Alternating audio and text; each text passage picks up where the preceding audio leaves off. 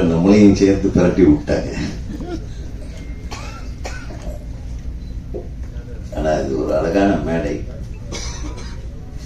எனது இனிய நண்பர், அவங்க ஊர் மாப்பிள்ளை நானு, கஸ்தூரி ராஜாவுடைய ஊர் மாப்பிள்ளை நானு. கிட்டத்தட்ட அவரும் நானும் ஒரே சமயத்தில் தான் தனியா படம் இயக்க ஆரம்பிச்சோம்னு நினைக்கிறேன். இல்லையா? நீங்க 90, அப்பவும் நம்ம சீனியர் ஆகிட்டீங்களா? அப்போ இவர் இந்த மாத்திரை சாப்பிடுறதுன்னு சொன்னது நம்மளையா? அட பாவிங்களா, எங்க வைக்கிறான்னு பாருங்க. அப்போ கஸ்தூரி ராஜா அவர்கள் பேரு வெங்கட்ராமன், கிருஷ்ணமூர்த்தி கரெக்ட், கிருஷ்ணமூர்த்தி அவர்கள் ஒரு நல்ல நண்பர், என்னுடைய மச்சினருடைய கிளாஸ்மேட்டு. ஒரு பண்ணைப்புற தெருக்கல்ல ஒன்னா சைக்கிள்ல சுத்திட்டு இருந்தவங்க. அவரை பத்தி அப்பவே தெரியும். நான் 2 பேரும் அழகா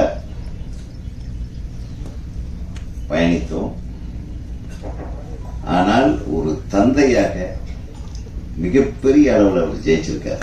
முதல்ல அதை பற்றி, ஏன்னா நான் பெரிய ரிஸ்க் எல்லாம் எடுக்கல, ஆனா அவர் மிகப்பெரிய ரிஸ்க் எடுத்தார். தன்கிட்ட என்னென்ன இருக்கோ அத்தனையும் இழந்து படம் எடுத்தாரு. அவருடைய மனைவியார் என்னுடைய சகோதரிக்கு அவங்கதான் மெயின், அவங்களதான் நம்ம வாழ்த்தணும். அவங்கதான் ஒரு சக்சஸுக்கு பின்னாடி நின்ன ஒரே ஆள். அவங்க எல்லாம் குழந்தைங்க, தம்பிங்க. ஸோ அது நல்ல டிராவல், பியூட்டிஃபுல் டிராவல். எல்லாரும் கேட்டாங்க, சினிமாக்காரனுக்கு பொண்ணு கொடுக்க மாட்டானுங்க, சினிமாக்காரனுங்களுக்கு வீடு கொடுக்க மாட்டாங்க, தங்குறதுக்கு இடம் கூட கொடுக்க மாட்டாங்க, பேச்சுலர் அந்த அசிஸ்டன்ட் டைரக்டர் அவனுக்கு எல்லாம் ரூம் கிடையாதுன்றாங்க. இப்படித்தான் இன்னைக்கு வரையிலும் சினிமாவை பற்றிய ஒரு ஃபீலிங் இருந்துட்டு இருக்கிற டைம்ல ஒரு தனி ஆளா ஜெயிச்சு இன்னைக்கு ஒரு பெரிய சாம்ராஜ்யத்தையே உருவாக்கி இருக்காரு. நான் கஸ்தூரி ராஜா அவர்களுக்கு எனக்கு மனமார்ந்த வாழ்க்கை. அவர் தான் சரியான ஆளு இந்த குழந்தைய பாராட்டுறதுக்கு. அவர் சொன்னார் பாருங்க, 2 விஷயம் எனக்கு ரொம்ப பிடிச்சது. பாஸ்கருக்காக நான் வந்தேன், அதுக்கு ஒரு காரணத்தை சொன்னாரு. 2வது ஆனந்த் பாபுக்காக வந்தேன், அதுக்கு ஒரு அழகான காரணம், அவருடைய நெய்பர்ன்றது. அதுக்கு அடுத்து சொன்னார் பாருங்க, நாகேஷ் சார், அவர் எங்க ஊருக்கார் தெரியுமா உங்களுக்கு? தாராபுரம் கோவை மாவட்டம். அதனாலதான் சொன்னேன், அந்த காலத்துல ஆரம்பத்துல கோவை மாவட்டம், கோவை மண்ணை சேர்ந்தவர். அதனால அவருக்கு சொல்ல வேண்டியதே இல்லை. அவருக்கு நிச்சயமா ஒரு மிகப்பெரிய கலைஞர் தான். கோவை மாவட்டத்திலிருந்து வந்தாலும் மதுரை மாவட்டத்திலிருந்து வந்தாலும் மிகப்பெரிய கலை. இந்த கோவையும் மதுரை என்ன நாங்க 2 பேரும் இருக்கு, அதுக்காக அவரை விட்டுற மாட்டேன்.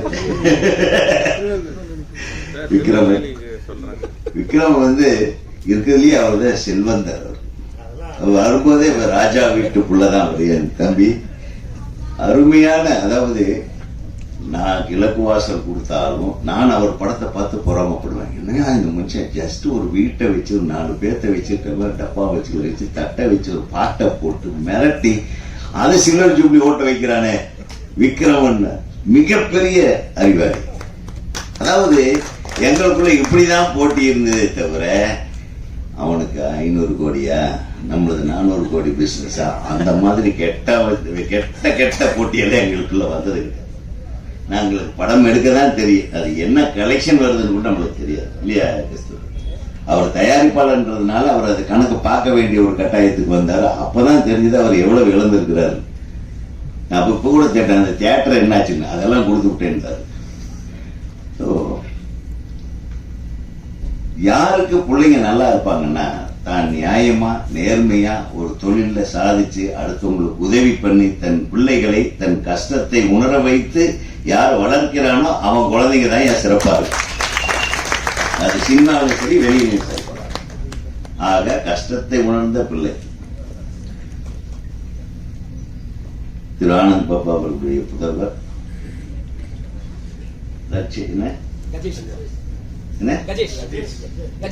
கஜேஷ் நிச்சயமா நீ வந்து சக்சஸ் ஆக. அதுல ஏன்னா உங்ககிட்ட இருக்கிற பணிவு, அதாவது எப்பவுமே குழந்தைங்களுக்கு வளரும் போது பணி வேணும், வளர்ந்த கடைசியிலும் வேணும். நிறைய பேர் அந்த வளர்ந்த கடைசியில் விட்டுறாங்க. வளர்ந்த கடைசியில ஆளை தேட வேண்டியது, ஒரு வணக்கம் போடுறதுக்கு. அந்த மாதிரி ஆகிறாம யதார்த்தமா எல்லாரிடமும் வந்து இப்போது எப்படி அன்போடு நேசித்து எல்லார்கிட்டையும் அண்ணன் ஐயா நிக்கிறியோ அதே மாதிரி இரு. அதுதான் ரஜினிகாந்த் அவர்கள் வெற்றி காரணம். ரஜினிகாந்த் வந்து அவர் நான் சொல்றேன், ரஜினி சார் இன்னைக்கு அவருக்கு மேல ஒரு மரியாதை என்னன்னா, தனக்கு முதல்ல படம் பண்ணாரு, தன்னை ஹீரோவா ஒரு படத்துல போட்டார், ஒரு நெகட்டிவ் ஹீரோ. அந்த பெரியவர் கஷ்டப்படுறாருன்னு சொல்லி அவரை கூப்பிட்டு ஒரு வீடு வாங்கி கொடுத்தார். அதுதான் திரு கலைஞானம் அவர்கள். ஸோ அதுதான் சொல்றேன், கடைசி வரையிலும் நமக்கு உதவி செய்தவர்களையோ நம்மை நேசித்தவர்களையோ நம்ம பெரிய அளவுக்கு நம்ம பண்ணலன்னாலும் பரவாயில்ல, அவங்களை அப்படியே கஷ்டத்துல இருக்கும்போது அப்படியே ஒரு கை கொடுத்து அப்படியே தூக்கி விட்டு போயிட்டே இருக்கலாம். இன்னைக்கு அந்த மாதிரி இருந்தா இந்த சினிமா எங்கேயோ இருக்கும். நிறைய வளர்த்து விட்டவங்களை பேரை சொன்னாலே அடையாளம் தெரியாதுன்றாங்க. இன்னைக்கு வர்ற சில பேர் பேரை சொன்னாங்க, அப்படியா ஓ அவரா இப்படி போயிடுறாங்க. உண்மையா உதவி பண்ணவங்கள எவ்வளவு எளிதாக மறக்க முடியுமோ அப்படி மறக்கக்கூடிய இந்த காலகட்டத்தில் எல்லாம் வந்த உடனே தயாரிப்பாளருக்கு ஒரு நன்றி, அருமையான நன்றி. நடிக்கத்தாங்க வந்தாரு, இந்த படத்தை பார்த்தாரு, நாங்கள் எல்லாம் கஷ்டப்படுறதை பார்த்தாரு, கண்டென்ட் நல்லா இருக்கே, நானே காசை போடுறேன்னாரு. அவருக்கு மிகப்பெரிய கைத்தறி. ஆனா இந்த மாதிரி ஆட்கள் சினிமாக்காரனுக்கு தான் அந்த மனசு வரும். நீங்க சுத்தமா சினிமாவை நேசிக்கிற ஆளுக்கு மட்டும்தான் அந்த உணர்வு வந்திருக்கு. ஆக உங்கள் திரைப்படம் நிச்சயமாக வெற்றி அடைய எனது வாழ்த்துக்கள். அப்புறம் சொல்ல போனா இந்த படத்திலேயே ரொம்ப கொடுத்து வச்ச ஆளு மொட்டை ராஜேந்திரன் தான். அந்த 3 கொண்டாட்டி முனுசாமி கொடுத்து வச்சுவேன், அவங்க அடிக்காம போயிட்டான். வந்த உடனே நான் என்ன காபி சாப்பிடுவாங்க, டீ சாப்பிடுவாங்க, இல்லப்பா நண்பர்கள் ஒருத்தர்கிட்ட பேசிட்டு வந்தேன். உள்ள வாங்க சார், உள்ள வாங்க சார். என்னடா இவ்வளவு கம்பல் பண்ணி கூப்பிடுறாங்கன்னு போனா இப்ப முனுசாமியோட மனைவிகள் 3 பேர் உள்ள உட்கார்ந்தாங்க. நல்ல வேலை நான் லேட்டா போனேன். நான் போறதுக்கு முன்னாடியே விக்ரமன் சார் இவங்க எல்லாம் உட்கார்ந்து இருந்தாங்க. சோ அவங்க சந்தோஷத்தை கெடுக்காம நான் கொஞ்சம் லேட்டா தான் ஜாயின் பண்ணேன்.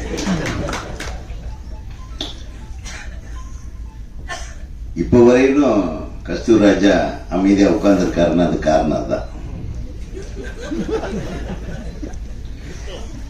ஆனா உண்மையிலுமே டைரக்டர் பெரிய உருட்டுன்னு அந்த ஆளை போட்டு பாவம் வாழ்க்கையில நடிகனா வந்ததனுடைய முழு இதையும் அனுபவிச்ச ஒரே பாட்டா தான். எல்லா நடிகனுக்கும் இது கிடைக்குமா சொல்லுங்க? நான் கூட இப்போ கொஞ்சம் நடிக்க ஆரம்பிச்சிருக்கேன், மனசுல வச்சுக்கங்க. இதெல்லாம் பார்க்கும்போது இந்த உலகங்கள் நம்மளுக்கு கிடைக்காம போயிடுச்சு, இந்த ஒரு விவரம் எல்லாம் நமக்கு இல்லாம போயிடுச்சு என்ற அளவுக்கு மிக சிறப்பா இருந்தது. அதுவும் அவனா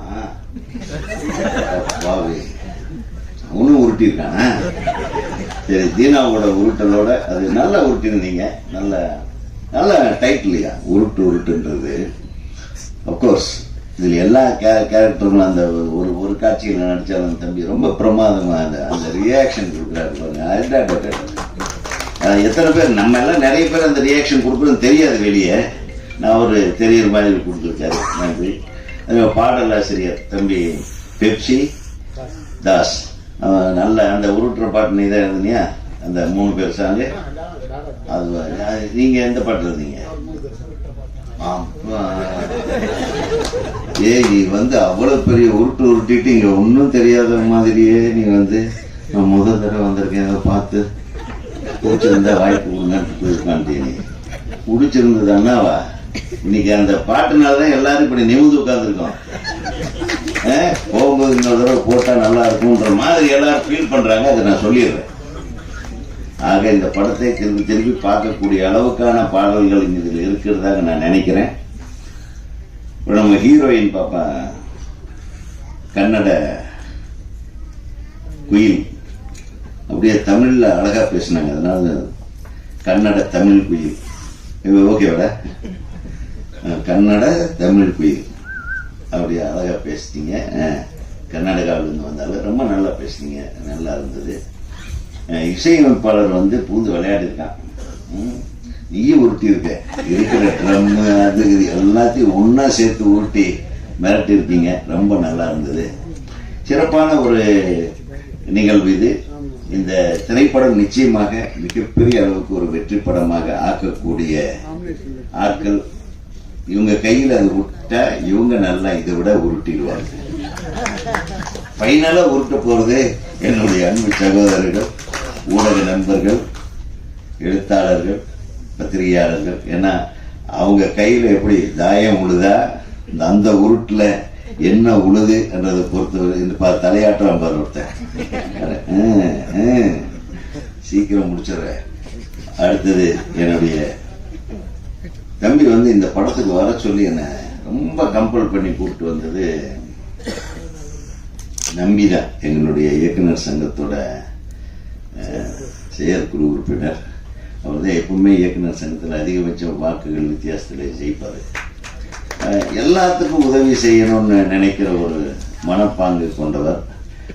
அவருக்கு என்னுடைய மனமார்ந்த நன்றி. இப்போ நம்மளை எல்லாம் அளவாகவும் அழகாகவும் ஒவ்வொருத்தர் பேருக்கு முன்னாடி அழகாக பேசி எங்களை அழைத்து பேச வைத்த வர்ணனையாளர், உங்க பேர் எனக்கு தெரியலம்மா, சுமையா அவர்களுக்கு